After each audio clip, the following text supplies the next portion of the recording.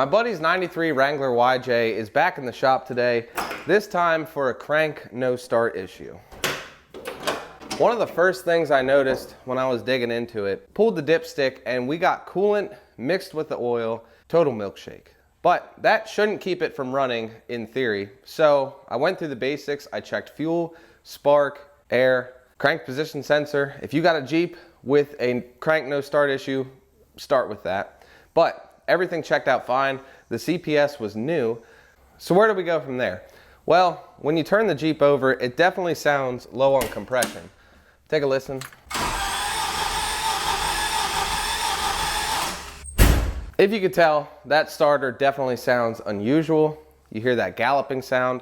That means one or many of the cylinders is down on compression. Now that plus coolant being mixed with the oil, that makes me think head gasket. But the deeper I dug, the uglier it got. And when I went to do my compression test, I found the real problem. Let's check it out. So with a compression test, this guy just threads into a spark plug hole. You turn the motor over, see what kind of compression you have, compare it against the norms. That way you can see what cylinders are down. Obviously, that starts by removing spark plugs, which I did. Got 1 and 2 out of there, and there is only 4 because we got a baby little 2.5 liter here. But once I got to number 3, that's when it got interesting. Check out that spark plug. It is completely gone. It is smashed up inside of itself. Our problem became pretty apparent. I tried really hard to get an angle in there, but if you peer down in the spark plug hole, and you can see chipped off pieces of piston, a hole. So we have 0 compression on cylinder number 3. Number 4 spark plug was normal. So that's how the compression test went. So we got a lot more work to do than just a head gasket. The plan is, we're actually just gonna pull the motor. It could be done in frame, especially with the 4-cylinder, because the front axle's not even in the way, but gotta break stuff down, get the fan shroud off, drain the oil, drain the coolant. Then we can start disassembling, getting ready to pull this motor. Lucky for us, these 4 cylinders are just a 4.0 with 2 cylinders chopped off. So this is very familiar territory right here, getting all these fasteners off. So we're doing the throttle cable bracket here. I already got the heater hoses out of the way, all the coolant lines pretty much. And I'm just getting all these driver side connections undone for the wiring harness, and then we'll flop it over to the passenger side and see what needs disconnected over there. So we'll get all 4 injectors unplugged. We got vacuum connections all over the intake manifold. We can just tuck out of the way. All of our throttle body sensors, crank position sensor here, idle air control, and throttle position sensor. And then that all is just gonna stay with the firewall, so this harness will stay in place when we pull the motor. The connection for the crank position sensor is shared, has a little bracket to hold it up, shared with the fuel rail. There's also a engine ground that was on this last head bolt here, and then this is usually plugged on an X-shape, but there was a little, looks like some kind of temp sensor right here. Last thing on the driver's side is fuel line. We will relieve the line pressure and disconnect the fuel lines. There are 2 10mm bolts holding on these fuel line brackets. We'll zip tie these out of the way too. Now we just have passenger side wiring and such, and then we'll move on to accessory drive. So we'll unplug the coil, oil pressure sensor, distributor. We'll actually remove the coil completely because the bracket has 2 engine grounds on it. 1 engine ground. Oh, there's one right here too. And then 1 bracket on the valve cover holding all these harnesses. Still have the starter wiring hooked up. We'll get to that when we go underneath. I zip tied the harness out of the way. We'll get the alternator off, and then the pulley for the power steering pump, which is interesting. It has a remote reservoir. Usually on the 4 liters it's all built in right here, but it looks about the same, so I think I'll be able to handle that pretty easily.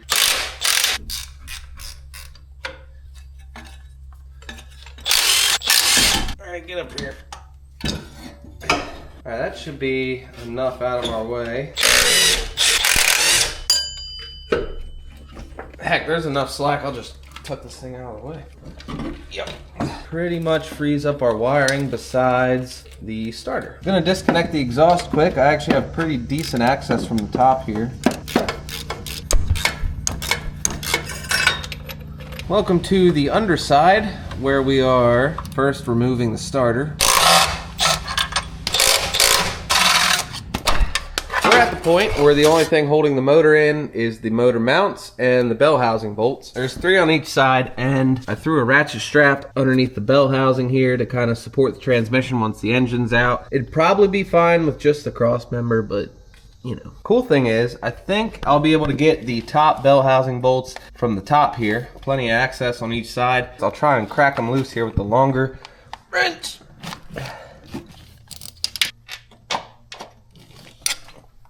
Same deal, driver's side, crack it loose. Yeah, maybe. Leverage multiplier.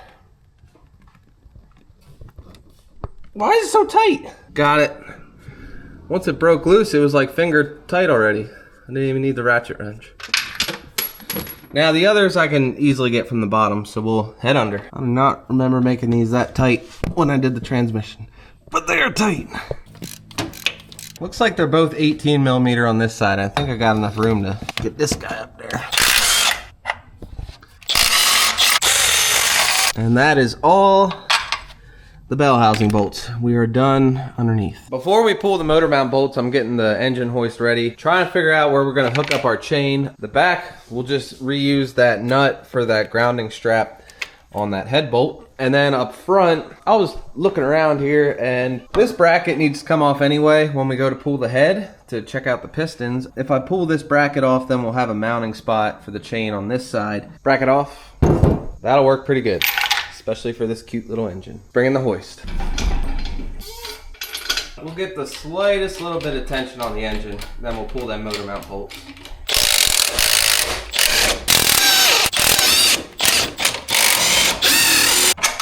Go.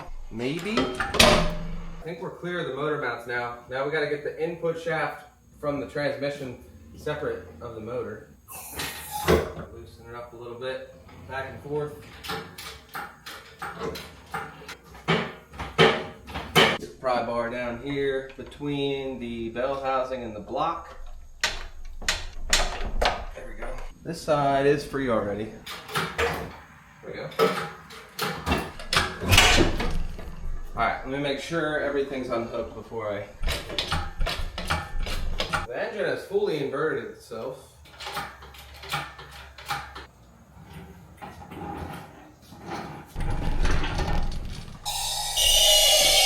I thought we could get away without taking off the pressure plate and the clutch, but not the case.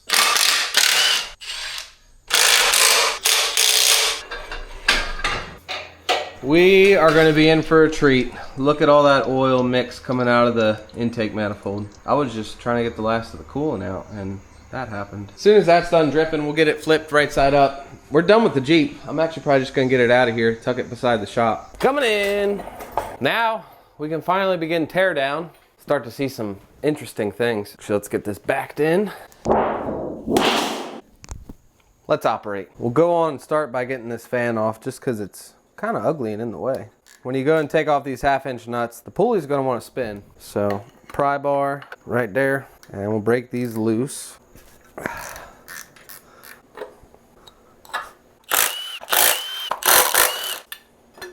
Next, we need to get off the intake manifold and the exhaust manifold kind of at the same time because they share a couple bolts here. This was definitely one of the contributing factors on why I wanted to pull the entire engine, because as you can see here, some of these bolts, they are difficult to get to when it's just in the engine bay. Now, it looks a little bit easier on this 2.5 liter, but on the 4.0, if you can get the engine out, you can get a straight shot at these. It is not fun to get up in there with a wrench and get them one little turn at a time. Look at all that milkshake. Just those 2 header bolts, exhaust manifold bolts.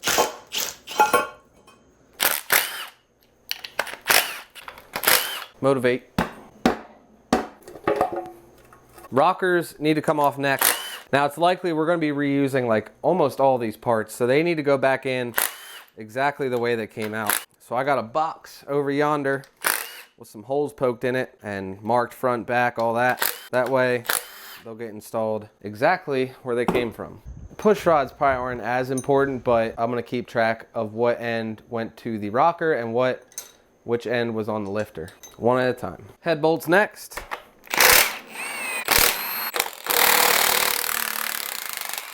Dang.